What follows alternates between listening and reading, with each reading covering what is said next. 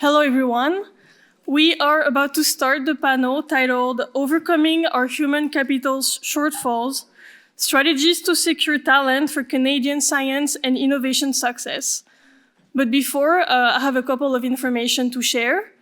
This year, CSPC provides simultaneous translation and closed captions for all panels in both French and English.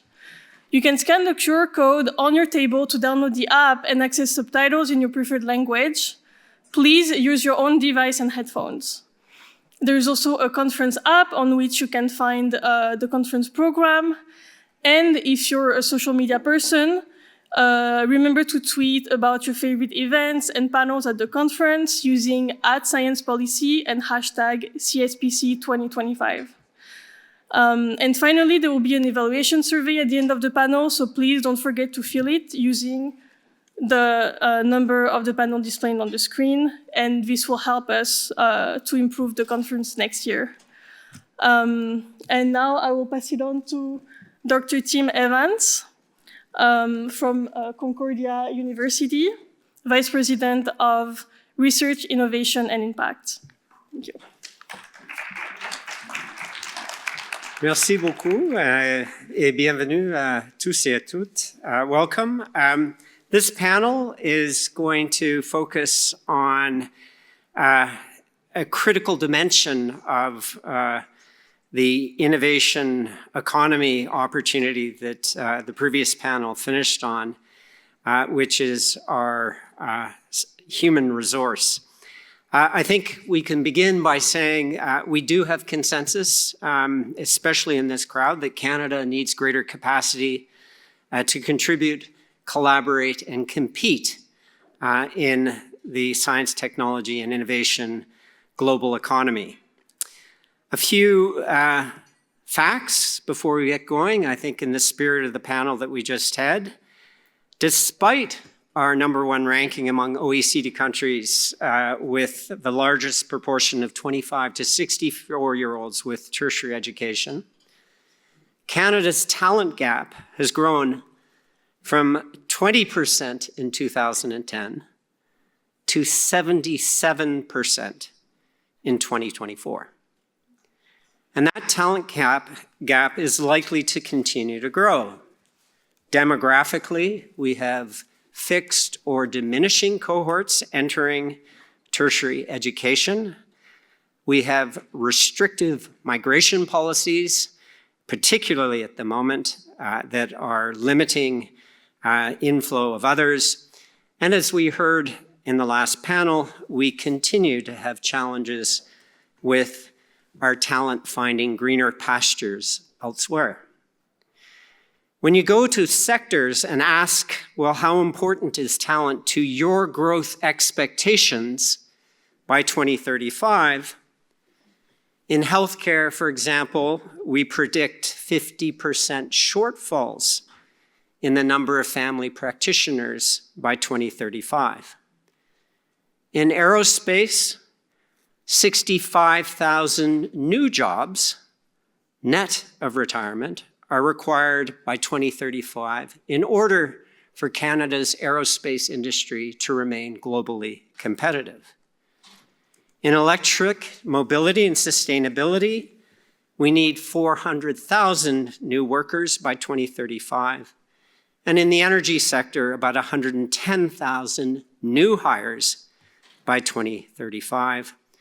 We don't have any estimates on what we need on defense, other than we know that if we're going to spend 5% of GDP in the next 10 years on defense spending, there certainly will be a huge pressure to find the science, technology, and innovation talent to make sure that money is well spent.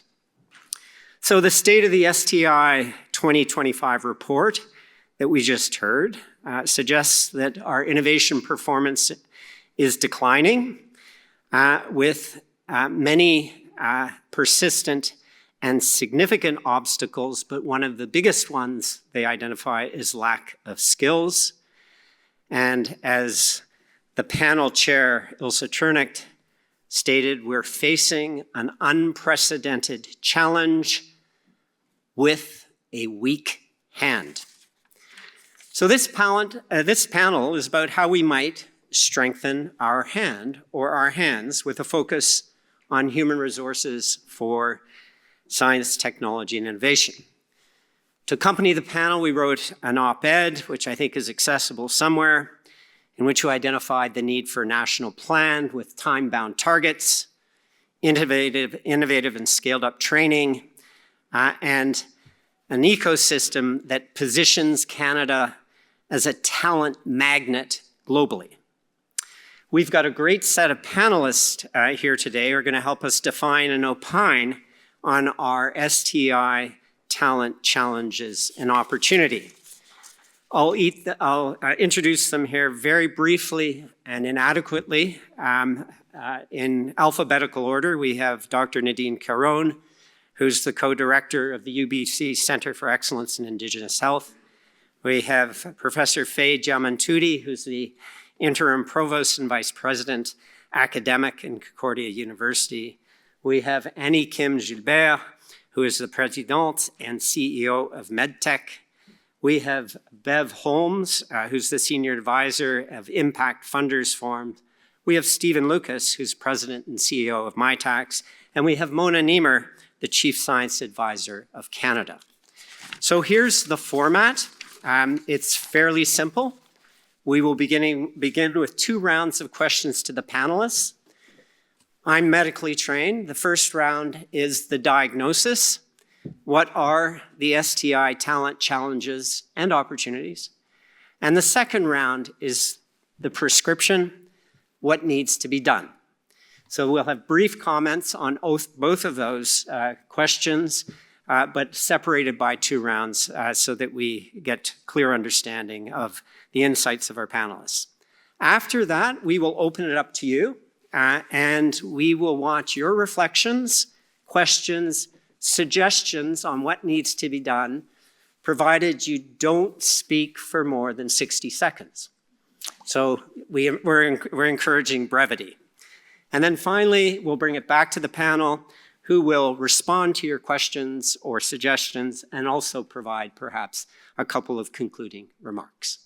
So with that, I'm going to begin with round 1, and I'm going to ask Faye Diamantouti the question with respect to why is science, technology, and innovation talent critical to you and your institution, and what are the challenges or opportunities to secure a more robust science, technology, innovation pipeline? Faye. Can you hear me? Can you hear me now? Okay, thank you. Thank you, Tim. So I will speak on behalf of Concordia, but as well as on behalf of other universities. In my capacity also as a member of the board of the Canadian Association of Graduate Studies. So science talent is critical. It is critical to our operations. Without it, we cannot advance, we cannot produce new knowledge, we cannot innovate. Perhaps most of you in this room know, but the world does not know how our labs operate. They're designed by professors, but they're actually operated by graduate students. So the professors design the experiments, design the programs, but who actually runs the labs is the graduate students. So right now, we are stuck. We are like an engine without a fuel.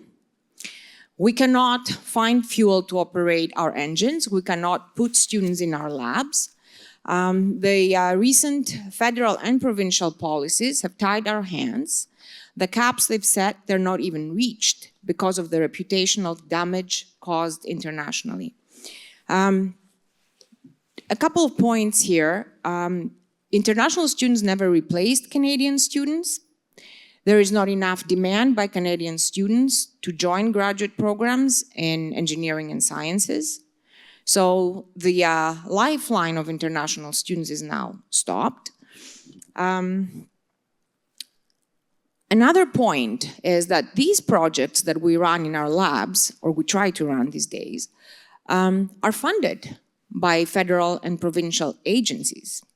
So we are faced with a situation where one policy by a particular ministry is hindering the attempts of another ministry, and we're stuck in the middle. So we have all these well-funded projects, but we cannot advance them because we cannot put students in the labs. It is a very, very challenging situation.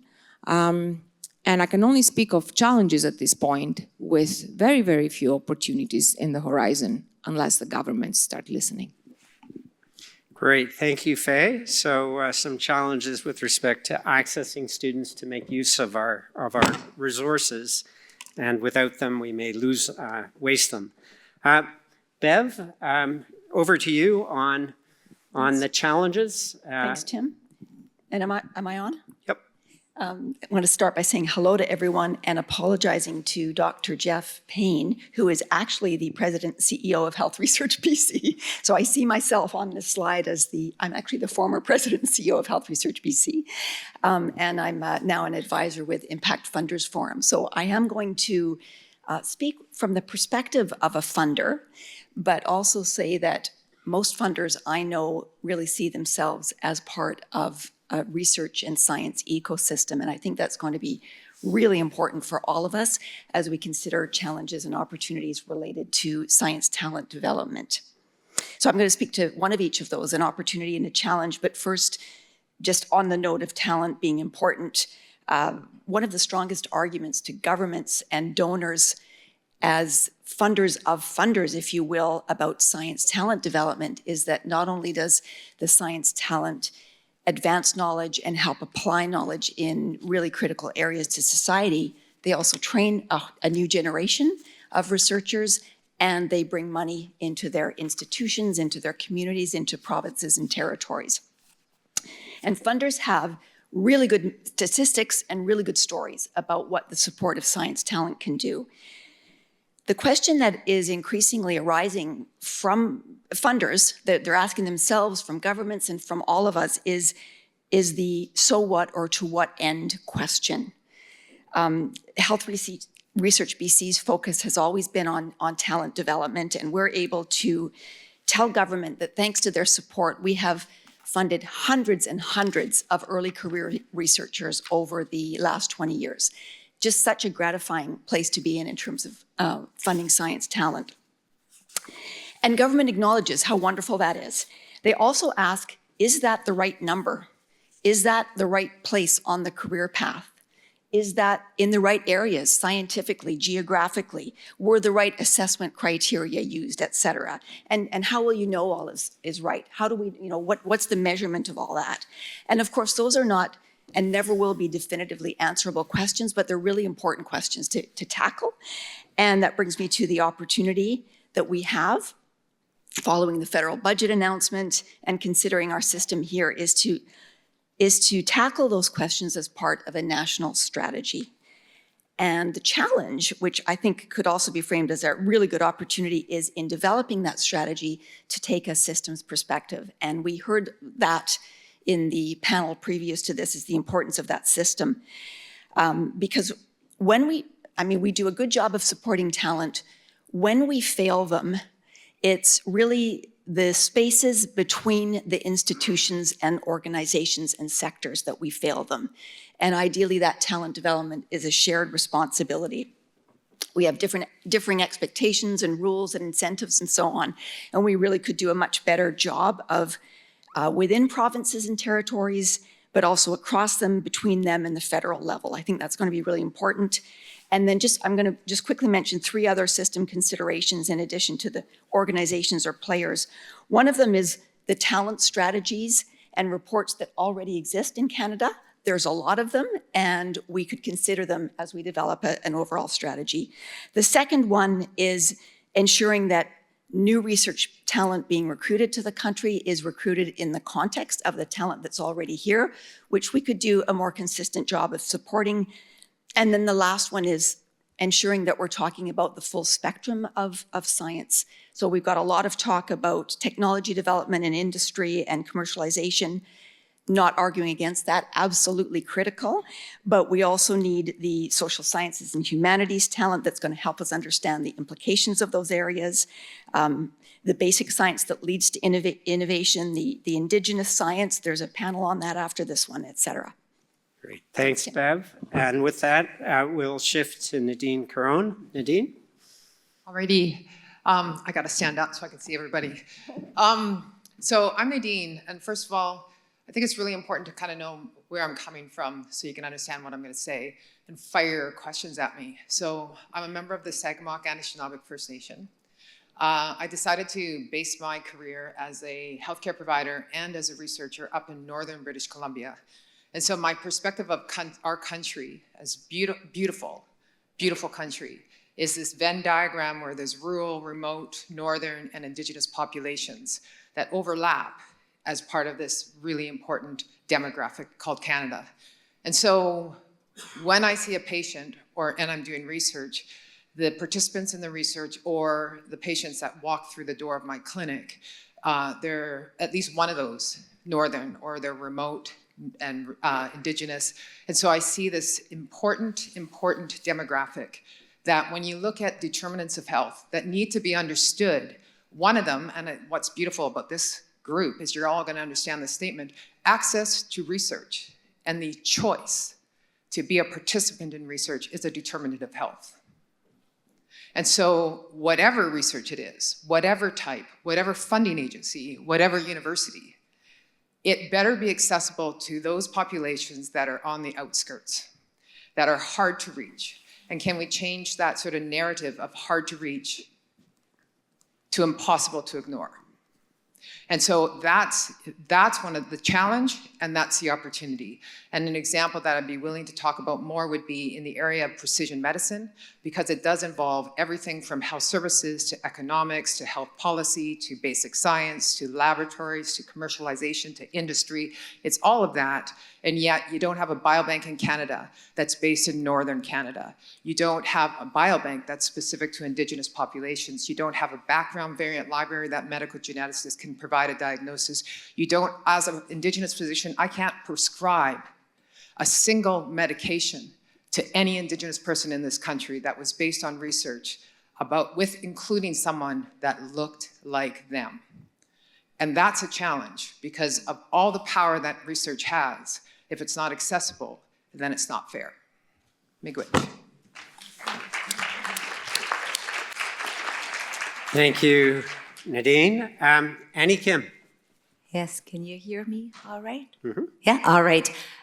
First of all, good afternoon, everyone. Thank you for the invite. I'm really happy to be with you this afternoon. So why is talent in science critical to an organization like MedTech Plus and its key clients? So first of all, maybe a quick word on MedTech Plus. So we are based in the province of Quebec, but we have a pan-Canadian mandate and mission. So we are an industrial consortium. So we work mainly with innovators, entrepreneurs. And what we do is we try to help them turn their ideas, solution into commercially available products. And to do that, we do collaborative research. So we connect people. We connect our entrepreneurs with researchers, academia, clinicians, investors all around along their pathway so that they can actually de-risk their innovation by validating their solution in real care settings. So that's basically what we do. And we do that by providing funding, non-dilutive mainly, but we also had an investment fund, so non-dilutive and dilutive funding. And also we support with expert advice, and we also have networks of innovators, so we're able to guide them into finding the right community or the right lab or the right hospital setting to test their innovation. So why science and talent important to MedTech Plus? Of course, when we connect people, we want to make sure that the product, the solution is based on really rigorous science or engineering process. So that is key to us. But as today, I think I have the hat of the entrepreneur, so I'm not an entrepreneur myself, and you can see the challenge I have, but I work closely with them, and I can tell you that when you create a startup or you staff a small company, mostly medtech, biotech, that's what I can speak of. Science and talent isn't just a nice to have, it is absolutely existential. And so most of the time, the innovation or the engineering process, is at the very basis and the very heart of the innovation. And so what they do, those companies, they live or die on their ability to be able to answer a complex technical or clinical problems, and they need to be the best at answering this problem and the faster. So you can see the importance of talent here if they want to be able to turn a prototype into a commercially viable product. And it's more than that, because the technical aspect is important as it is, but they also need to be able to be very agile and work on prototype, respond to the feedback they have from the clinical settings. They have to adjust, and they have to be able to get the data, read the data, and align that with the regulatory alignments. And that is the other layer of talent that we need. So either it's the founder or the engineer that learn the other competencies and capabilities, or they meet or they form a team with people who have other skills. And this other set of talents is very important, mostly for companies that deal with very heavy regulatory processes and requirements, such as in medtech, for example. And it's this whole thing about understanding the clinical trial, the ISO standards, the cybersecurity for medical data, the AI, the real-world evidence. And without all these capabilities, competencies, and you need really well-rounded people for that. Without that, there's a lot of risk. For example, you won't be able to defend your IP strategy, and you've just heard on the previous panel how difficult it is to keep your IP here and protect it. You will be you'll have the inability to defend the competitive edge and read your competitive landscape. You'll be probably blocked by a regulatory. The hospital will be reluctant to adopt your product. And most importantly, it will be very difficult to attract investment. And so at this point, we risk doing pilot studies and having good prototypes, but never able to turn them into viable products. So it's very important for the industry, this skills, and it needs to be present, it needs to be educated, it needs to learn a lot of competencies, and they need to stay and retain. We need to be able to retain them in Canada, basically. Merci, Annie. C'est excellent. Steve, from my tax perspective and others, over to you. That's great. Thanks, Tim. And good afternoon, all. I'll come back in the second round to talking a bit about MyTax in the context of some potential solutions. But first, the area I'm going to focus on builds on the theme of the last panel in terms of what do we need to build a stronger, more resilient economy for Canada broadly, and the innovative economy within it. And I'll make 5 brief points. The first is, notwithstanding the kind of juggernaut of AI and machine learning development and the potential for quantum computing and sensing and communications and other applications, we need to remember and think about talent being at the center. Algorithms and machine learning will help speed up some tasks and perhaps relate others, but we obviously need people to develop the algorithms and the models. Critically important, think about the applications and end uses and enable those, and work as well on policies and safeguards and standards and other enablers and places where we can build on and support the safety of the utilization of these technologies. I think the other thing, and notwithstanding the fact, Tim, that the focus is on science talent, I think to be successful across a broad range of pursuits, and colleagues have noted this, and for Canada to be competitive in those is more than just science talent. It's social sciences and humanities, it's business skills, it's health sciences and economics and policies, as Nadine noted. and having that kind of more holistic view and thinking about needs at different stages is critical.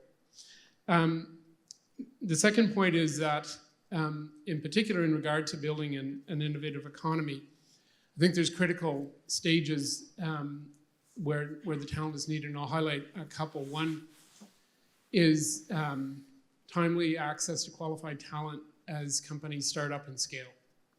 And that is not just the technical skills, but as noted, the broader skills. We had seen in the report from CCA that was featured in the panel with Ilse and Karim previously, that there are some green shoots coming from entrepreneurs and startups that are scaling in this country. But if they don't have the access to ready talent to support their growth, if some of the critical talent they need heads south of the border or to other jurisdictions, there will be some rate limiters on the ability of those to play a fundamental and growing role in our economy. The other side is adoption, as I noted. And I'll come back to this point a couple of times. But I think having the talent to help support businesses and other organizations, including the health sector, understand what AI or quantum technology down the road, or genomics or other critical technologies, or automation and robotics can help enable asking questions. And some of the answers maybe, no, it doesn't apply in this particular part of our work or at all, is fundamentally important. And it's a broader way, not just for innovators and entrepreneurs, but for the broader economy to have access to it. The third point is that speed and agility count. So it's not just that there's a pipeline chugging along of talent, but it's ready when firms are ready to grow and expand. And when companies are being formed or making strategic business decisions to invest in certain areas, including onboarding technologies for new products or processes. And that can be a competitive edge, or again, as noted, a rate limiter. The fourth point is, and it builds on experience coming out of the pandemic that I think many of us saw from different perspectives, but the lack of looking ahead in foresight about talent needs, which ostensibly are predictable and known if you have the data and structures in place to be thinking about it, notwithstanding technological change and some uncertain use cases. Certainly the health workforce challenges were known. They were deeper and more structural.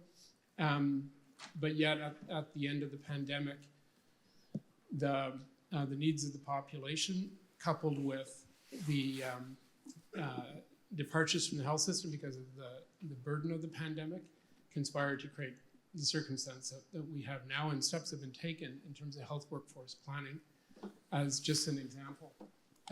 But I think a critical dimension on that, and where Government of Canada made investment, is in the data to help support understanding what the character of the workforce is and what future needs are, just given the long cycle of preparing and supporting the talent through many years of education and practice.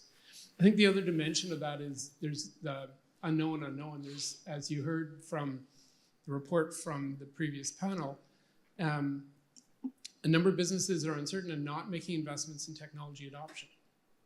And so at a point when the penny drops or the incentives increase, again, there'd be need to reach for that talent. So harder to plan from a sectoral planning perspective, but critically important as we think of broad end uses for some of these transformative technologies. Final point I'll make briefly is we need to think globally, as was noted by Faye and our first speaker.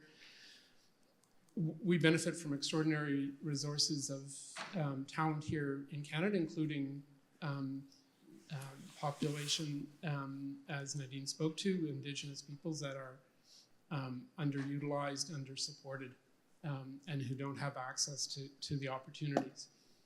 But we have an extraordinary opportunity continuing to bring global talent here. We have a reputational challenge now because of measures decreasing the number of international students coming. But in just a recent example, and I'll conclude on this point, in our MyTax Innovation Awards the other night, the majority of award recipients were born and received their undergraduate education outside of Canada. They came here as graduate students with an entrepreneurial zeal, in most cases started their own company and have decided to stay in Canada and grow. And I think that global perspective is critical in this discussion. Thanks very much, Steve. Mona, over to you on the last word on the challenges and opportunities from your perspective. Well, I don't know where to start, honestly. I agree. I don't disagree with everything that's been said. And I don't want to dampen the enthusiasm of anybody here, but the conversation around the disconnect between graduates and the need of the work of the labor market, that's not something new. As a matter of fact, I think many of us remember back in the 2000s these conversations, and I can tell you from my time at the University of Ottawa, for example, the faculty of engineering, especially computer engineering and computer science, went from being the hardest to get in prior to 2000 to becoming almost easier to get in than most of the other faculties and departments after the 2000 sort of computer bubble burst. No one wanted to go into computer science because they thought that there is no jobs for them anymore. And of course, there were some layoffs. And then we forget that the cycle is 3-4 years. By the time we had a shortage, there just weren't enough people going into these areas. So I guess you asked for a diagnosis, and my first remark is that we need to take stock of the successes and failures of the past, because we seem to be repeating the same cycle, and we seem to be most importantly trying to use the same solutions or strategies that have failed us in the past, hoping that it will give us something new. So I think that's already very important, that we need to innovate and we need to look at the problem in a completely different manner. I mean, we heard about talent, for example, for research in the labs. The government of Canada has a huge need for data scientists, for AI, for engineers. Ask the Department of Transport, ask any department that you want, notwithstanding wanting to shrink the federal workforce, but there too there is a mismatch. So what do? I think that programs in terms of skills training and so on, we need to look carefully at them.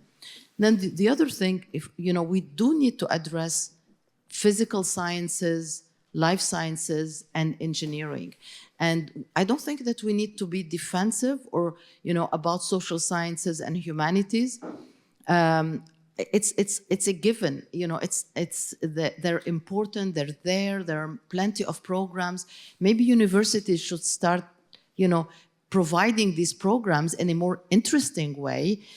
Perhaps some case-based, some hands-on, more co-op in these areas, so that we're not struggling with entrepreneurial financing around mid-managers to scale companies, about IP, about law and technology, etc.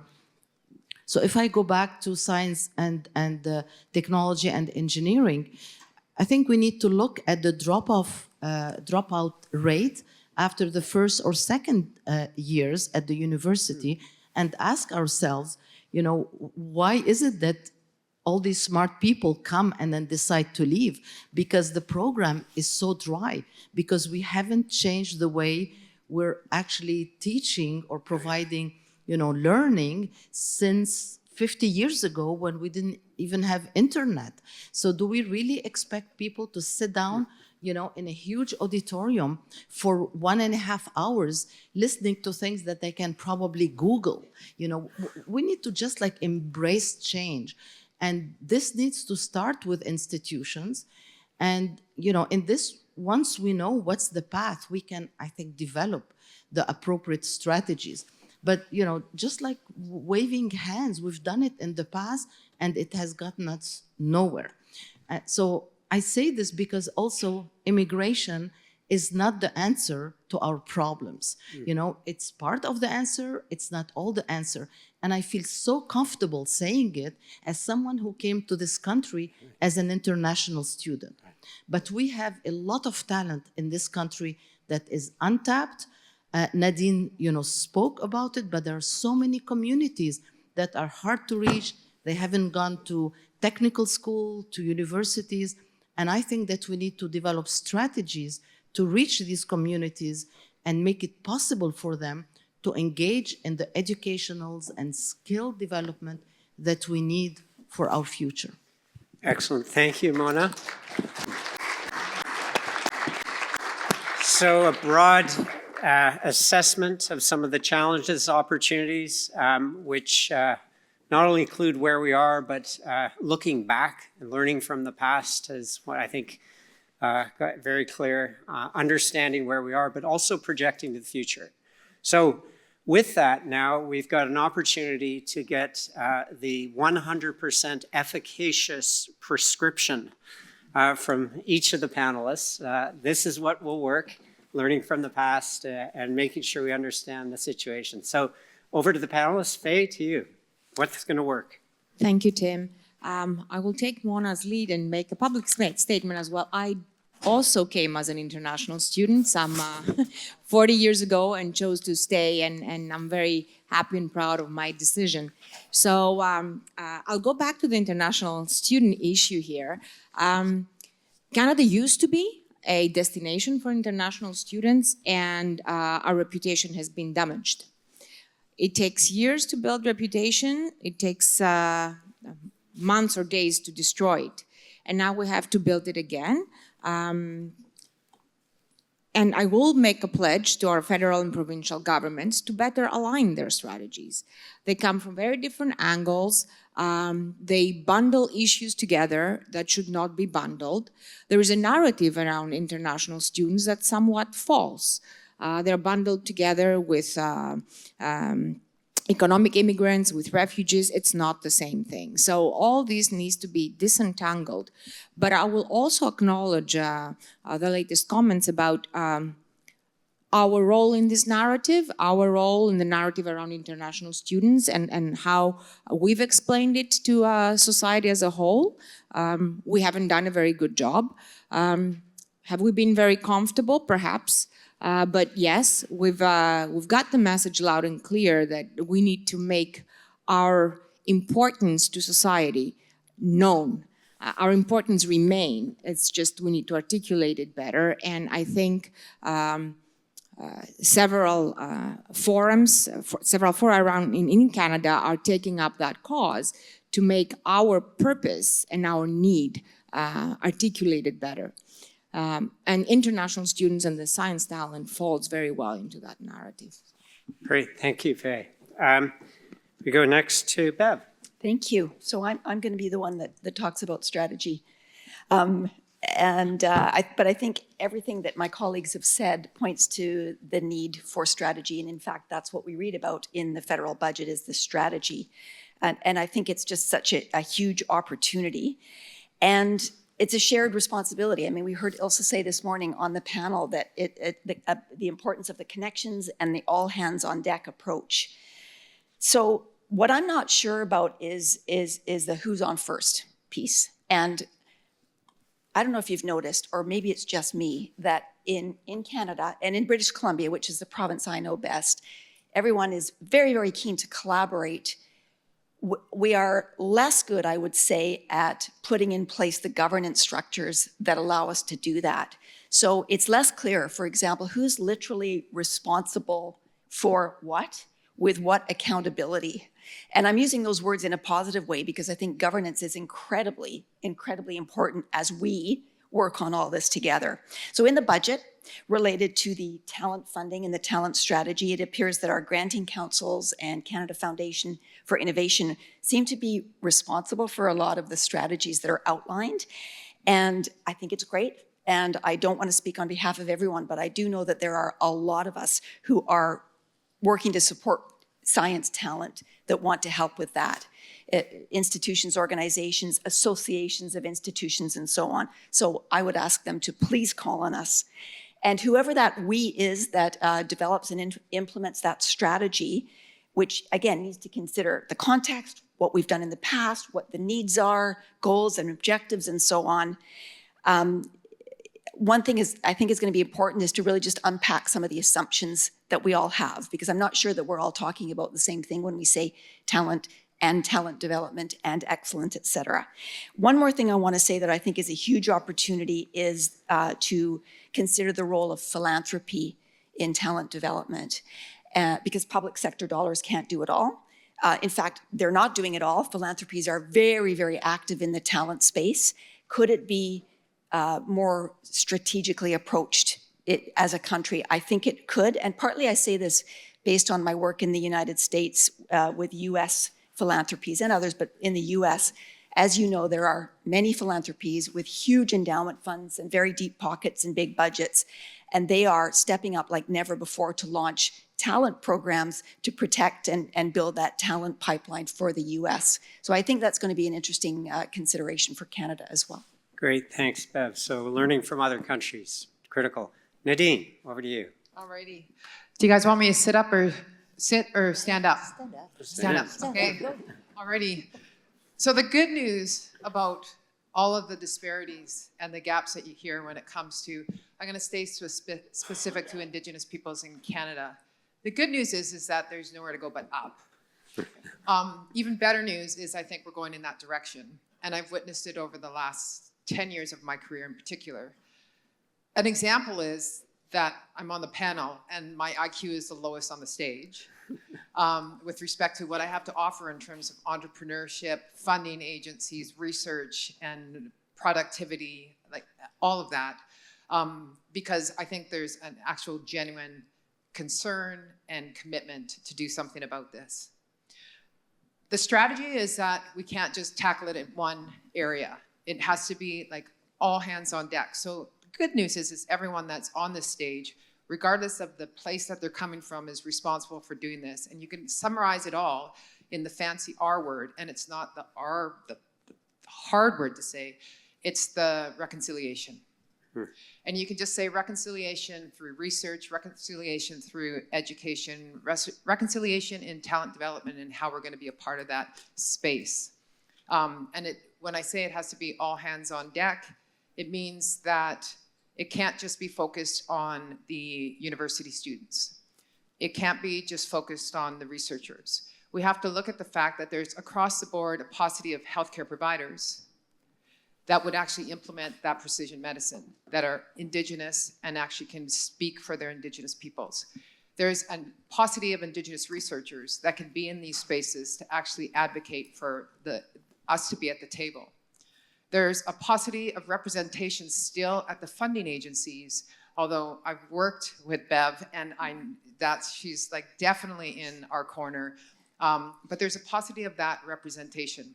There's a paucity of leadership at universities, and although there are an increasing number of leadership positions, they're actually not leadership positions where Indigenous people are moving into. They're Indigenous leadership positions that are being created. So there's a little bit of a difference. So it's a difference between being the Dean of Medicine or the Associate Dean of Indigenous Medicine. There's a difference between being having a position at a government level in an Indigenous portfolio versus actually just having plain old position of leadership at a government level.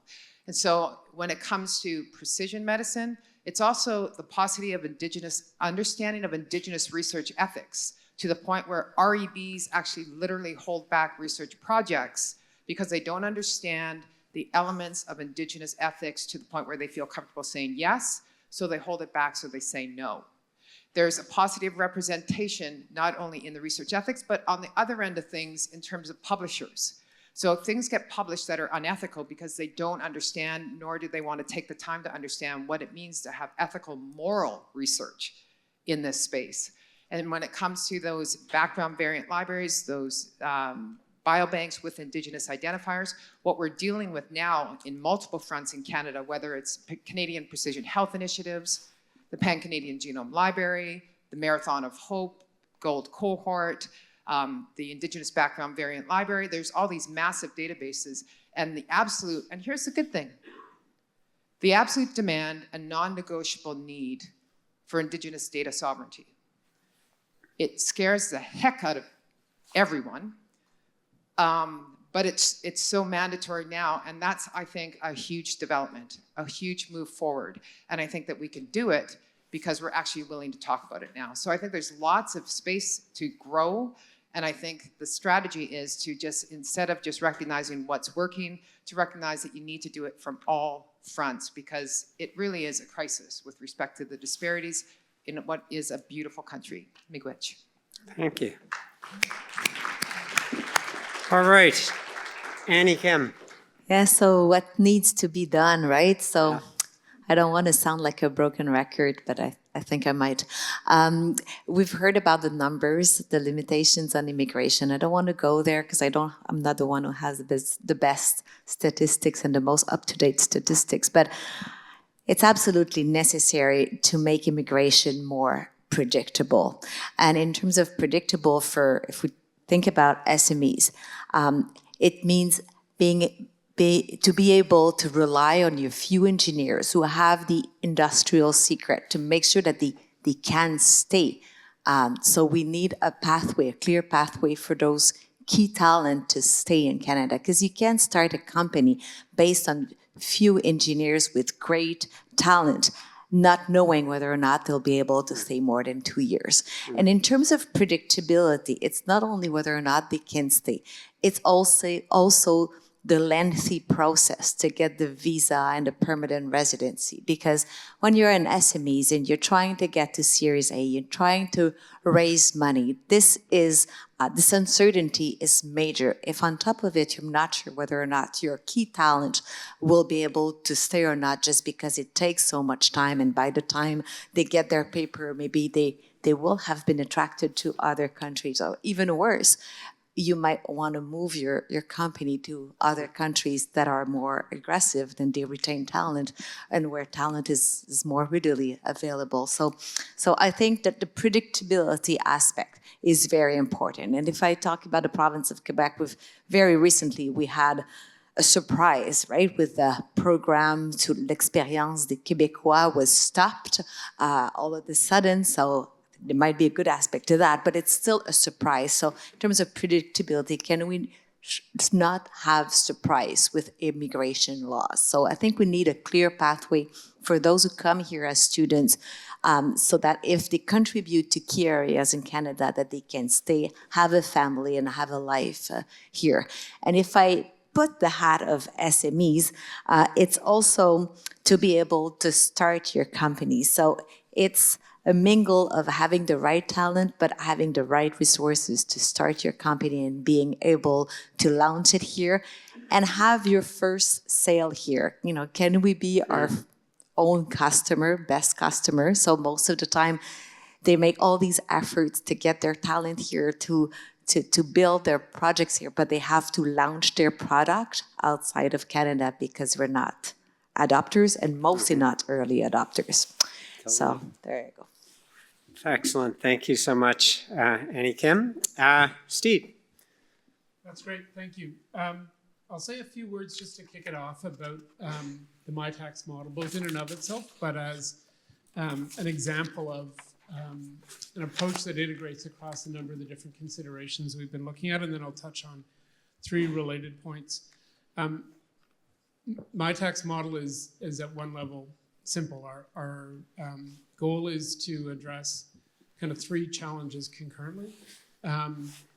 One, responding to business or other not-for-profit or health system need where there's a defined research or innovation challenge. Second, enable that through collaboration with post-secondary researchers and access to infrastructure. But the critical ingredient is enabling that through talent, through projects and internships supported by students from postdoctoral fellows and graduate students at the master's and PhD level to undergraduates from across 198 different post-secondary institutions in Canada. And I think the importance of that is that it's not only providing that important work integrated learning experience supported by access to additional training to enable ability to work in the workplace and strengthen entrepreneurial skills, for example. But it's working on issues and areas where businesses are motivated to make the investment, which is a critical thing that we lack in this economy and country is sufficient investment in research and innovation and talent. I think in addition, one of the key gaps that we know in the system is an ability to capitalize on the extraordinary research and ideas being developed across post-secondary institutions. And although, just one example, the enabling of commercialization pathways through talent-supported solutions, I think is both instructive and impactful. I'm going to highlight just 3 dimensions that kind of follow from this, and I think complement comments made by colleagues. One is that critical importance of not just business perspective, but business engagement and involvement, and the encouragement for them to take the longer view, which I've seen both in large corporations, including multinationals who locate research mandates in Canada, but in startups as well, taking a talent pipeline approach to think about how to bring on additional workers when they need them, train them, and get some high quality research done through this kind of model. A second dimension is that in addition to businesses investing in talent, and not just at the internship or entry level, but more as an ongoing ability as new technologies and demands come out. Post-secondary institutions, and indeed educational institutions more broadly, do need to think about curricula that's more dynamic, more in quantum chunks, as opposed to necessarily 4-year degrees built on a model that's not only been around 100 years, but 1,000 years, Mona. And be thinking about some of these new skills training. Like, why do we think about entrepreneurship training through outstanding programs like Lab to Market as students are thinking about graduating, as opposed to at the undergraduate level? And similarly on transformative technologies or managing IP or many other aspects. The third point I'll make is a dimension or a factor that I think impacts from a domestic perspective a student, but an international one as well, is not only getting them attracted to fields and encouraging and supporting their own development to be effective employees that businesses hire, but the retention of them. Because we see great talent in Canada who leave for other countries to pursue occupations. And so there's a critical dimension on talent retention I think we need to consider as well. Thanks very much, C. Just competitive salaries and stipends Right. and other Gotcha. dimensions. Gotcha. We need to strengthen our Canadian dollar in that front as well. Very good. Mona.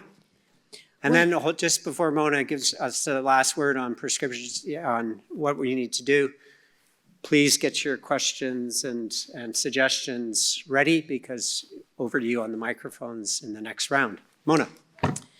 Well, I think that we have a huge opportunity to do things right and to, get funding and training that we need.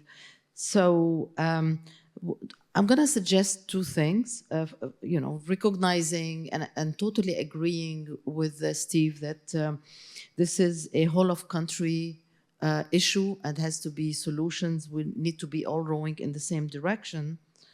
And that we need to be innovating in training. And in terms of innovation and training, it's easier maybe for me to say it because I don't have to worry about it at the university, but universities, schools, CEGEPs, colleges, the ball is in their court.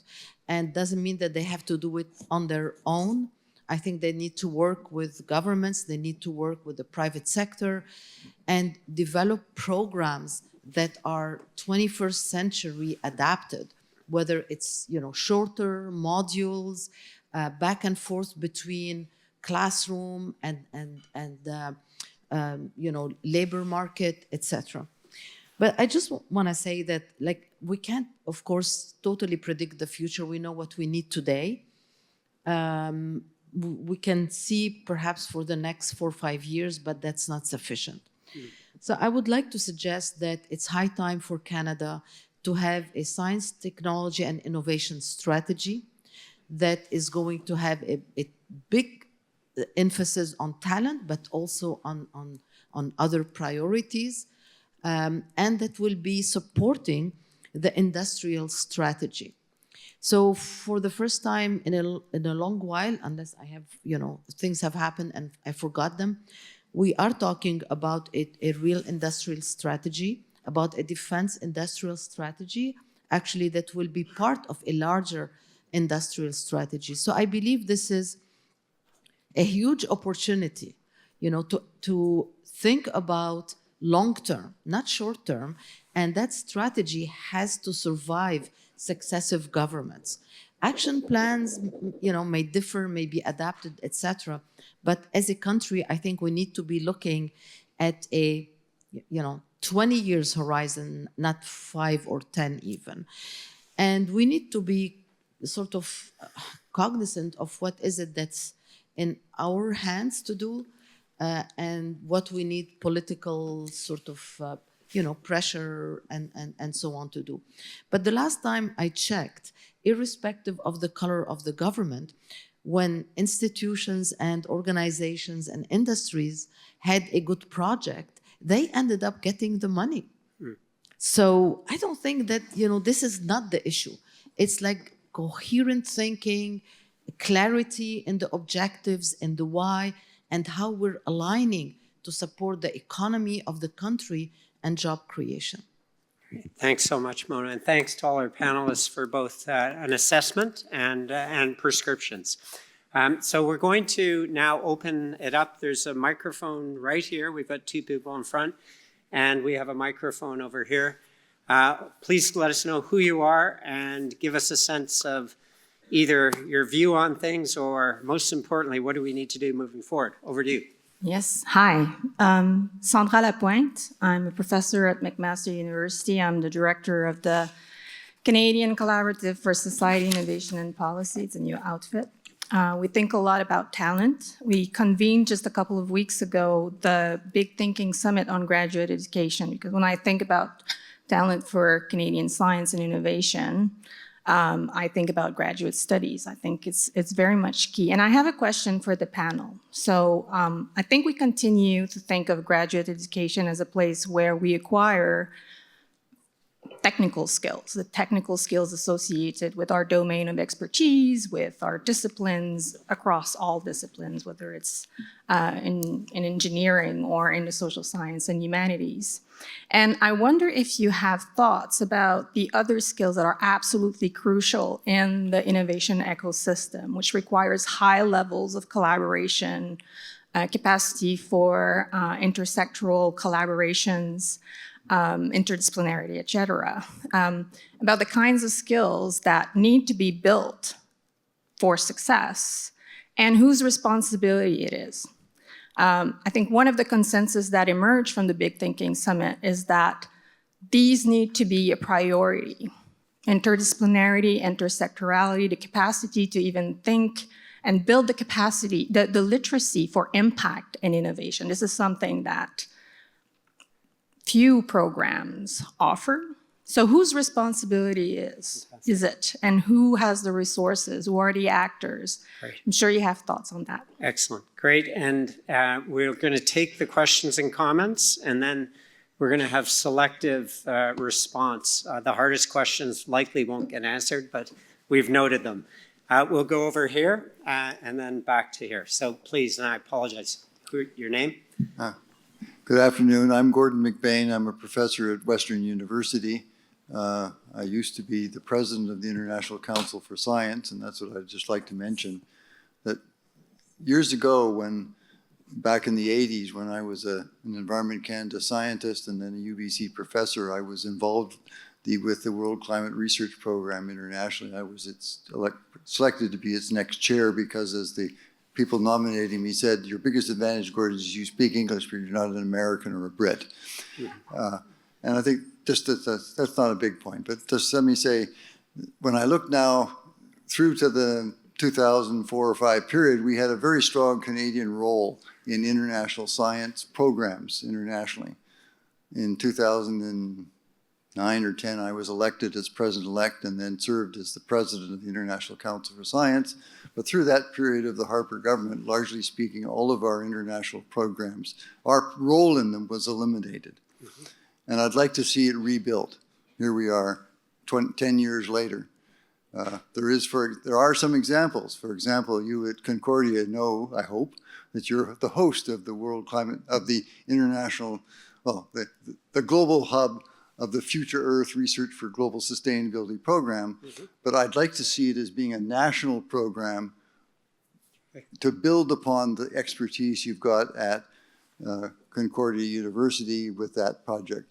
The same with other such programs, just building with a Canadian network of scientists, both in governments and university labs and others, private sector where appropriate, to build the science of things like climate, sustainable development, future, as I said in the presentation this morning, if you were listening to me, the World Economic Forum says the biggest global risk is extreme weather events. We need to know more about it. We need to work together across the issues of discipline and science to do that. So anyway, that's my question. How can we rebuild that structure we used to have and recognize that there's been some evolution internationally and the Canadian role needs to be rebuilt and amplified. Thank you very much. Excellent. Over here. Hi, my name is Miranda Stahn. I'm a program manager for New Harvest, and I currently run a fellowship program targeting PhD and postdoc students in agri-food innovation. But I've also worked as a scientific recruiter for large corporate biotechs in Canada and the US. We talk a lot about bringing research talent into the universities and training entrepreneurship, but the reality is most people are going to end up in corporate or in government doing a middle management job. What I've seen both in my experience and through friends is industry does not value a graduate degree. People are exiting university programs highly trained and then end up underemployed and undercompensated in industry, particularly in Canada. So when we talk about retaining talent, when talent knows they're going to get more bang for their buck for their graduate degree in the US or Europe, how do we get that talent to stay in Canada in a very unprecedented economy, in a time where artificial intelligence is threatening jobs through streamlining, and all we hear are layoffs.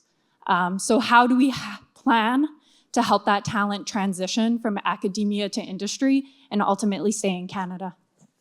Thank you for that clear question. And we'll go over to this microphone. Thank you. Hello, my name is Paula Littlejohn, and I'm a clinical research lead at Fraser Health Authority, and I'll keep it very brief.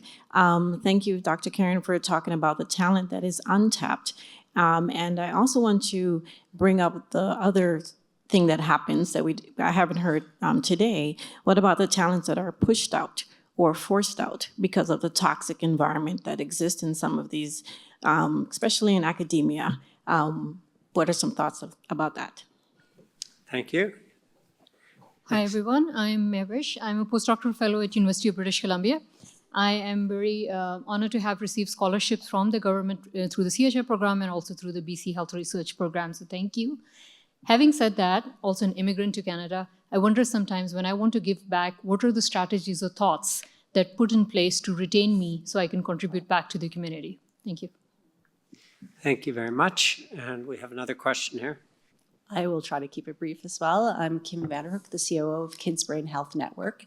And so I loved what all the panel had to say. And we're talking about human capital and talent. And where is the strategy for the children, for our public education system, because I don't think we're capitalizing on that talent in the public school system and actually really educating the children to get into the universities and get the jobs. Because Mona, you said that people drop out.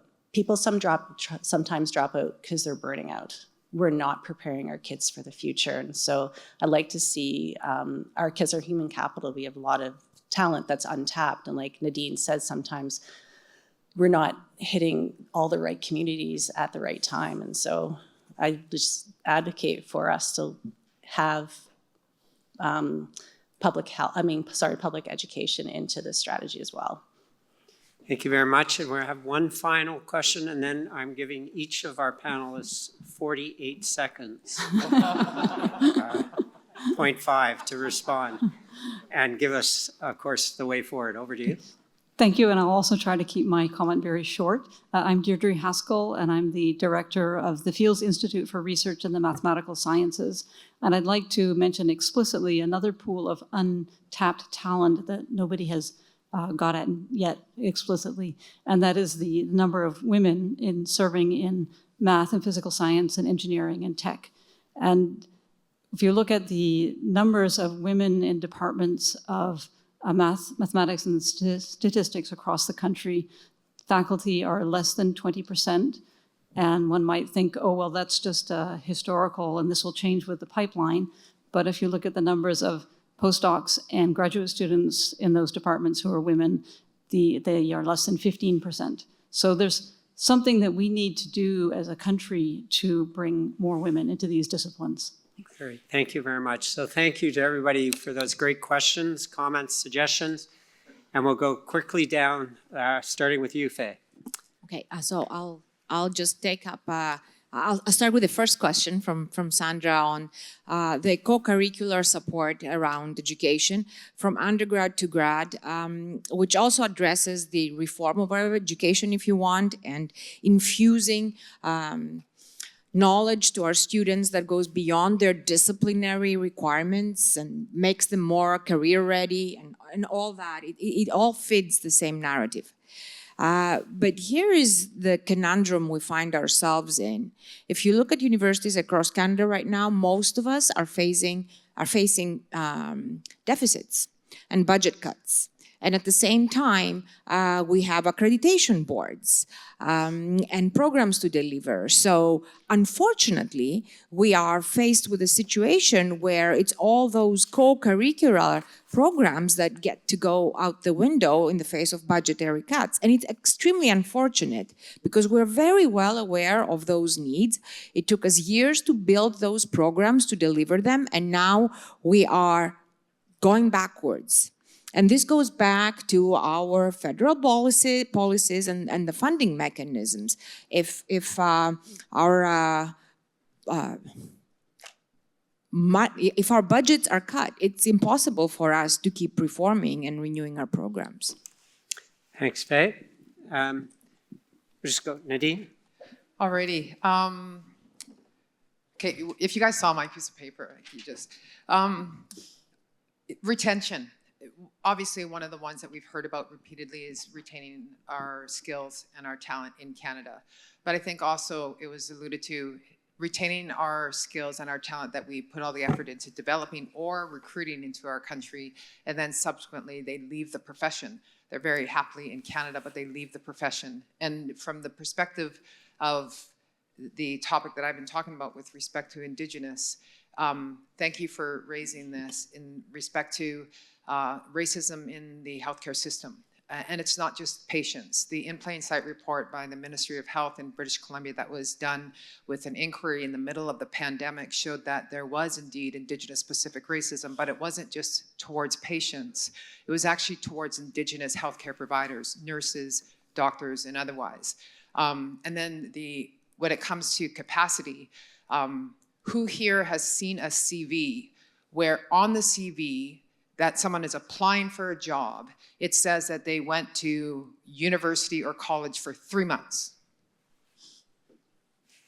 Who's seen an application for a job that you've posted? Because otherwise then you're not looking at CVs that I see, or that others see that have Indigenous applicants who actually, in their communities, back home, that is a massive sign of success because it means that they graduated from high school. It means that they got into a post-secondary institution, and it means that they had the means to get there, and they stayed there for 3 months. There's something fundamentally wrong if that is a measure of success in a world where we're talking about all these fancy terms that you can't get to in that area in 3 months of post-secondary education. So one comment, I love quotes. I think that they summarize things way better than I do. When it comes to Indigenous capacity and talent development, my plea, you can't cross a chasm in 2 small jumps. You have to take a running leap and get to the other side. Miigwech. Thank you, Nadine. Anikim. Not easy to choose what we're going to spend our next 48 seconds on, but I think I'm going to go back to the first question, was related to whose responsibility it is to form people, to train people above and beyond what they chose to study.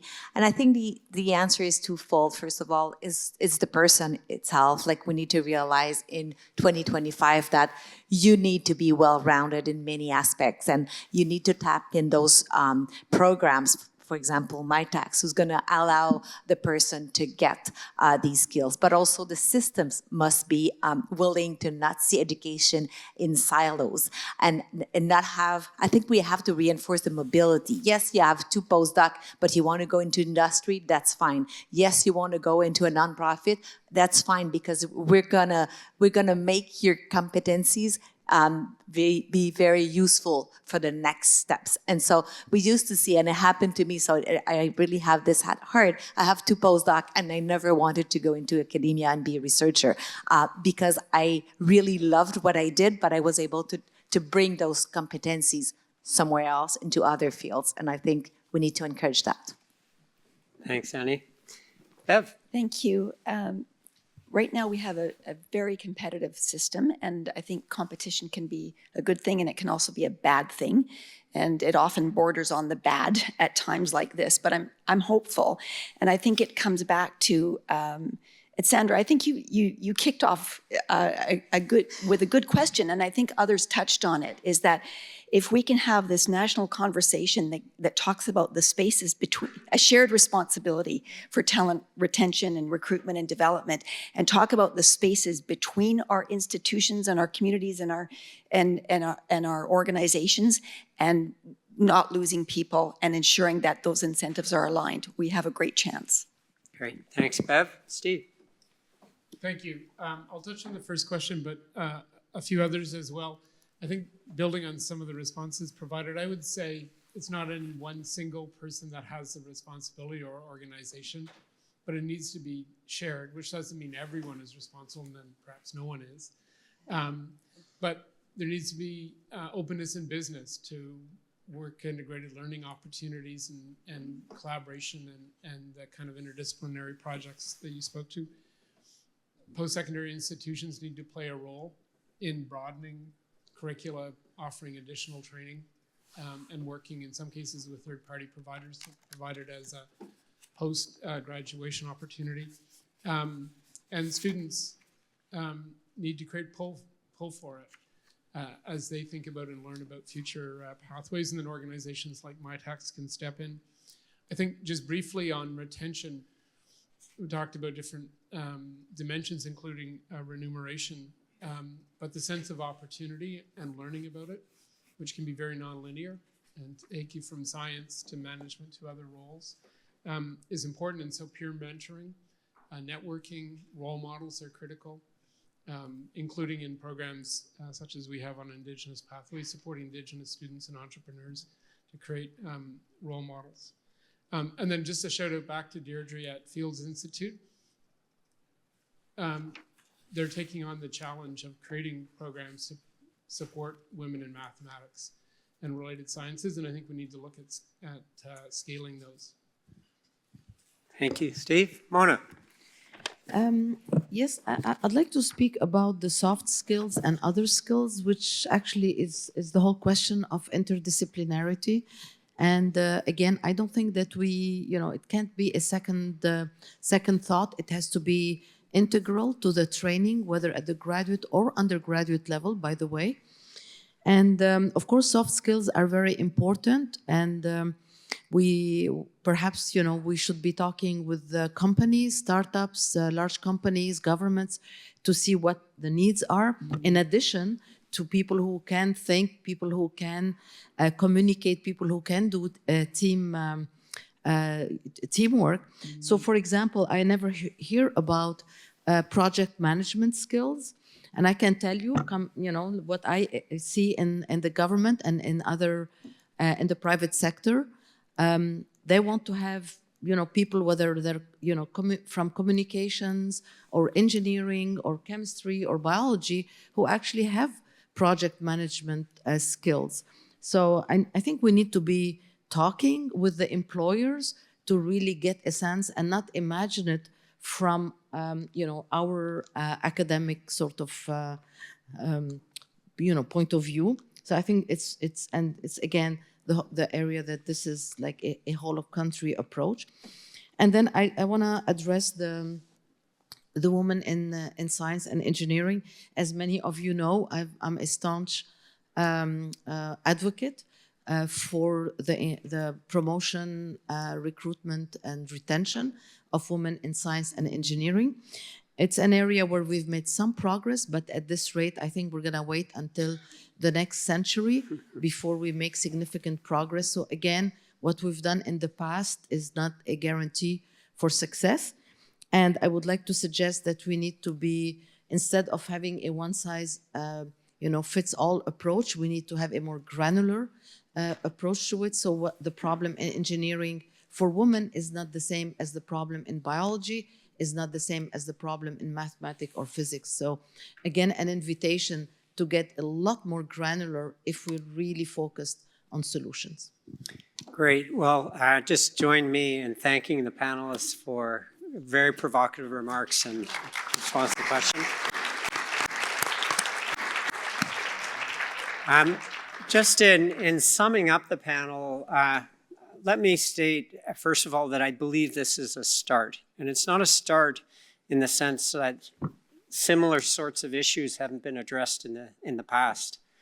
But I think if we're really going to respond to the CCA state of STI in 2025, as well as many other diagnostics in terms of where we are and our need to do better, then we need to really tap our collective ingenuity to see how we can make sure that we generate and retain talent in such a way that we can collaborate and compete in a very tough global world that we are all part of at the moment.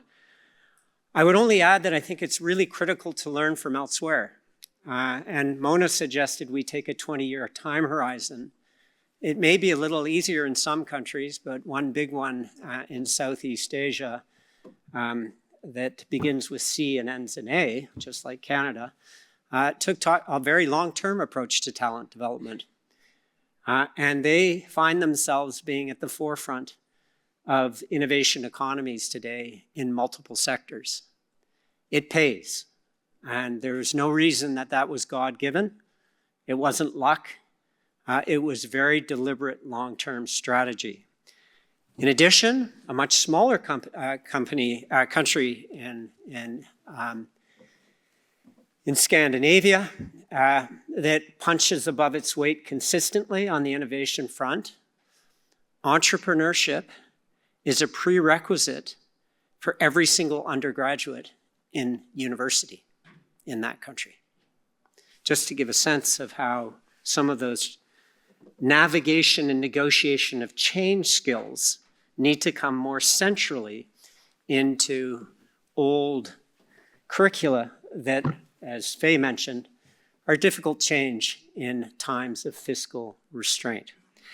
So with that, I invite everybody who has ideas and is interested in following up on this, please contact me, not as the person who's going to lead this, but I'd like to be part of a process where we can think collectively about how we can put our minds together to actually come up with a national talent strategy, which we think is fit for purpose and will actually make Canada strong in the years to come. So with that, thank you everybody for your participation and attention.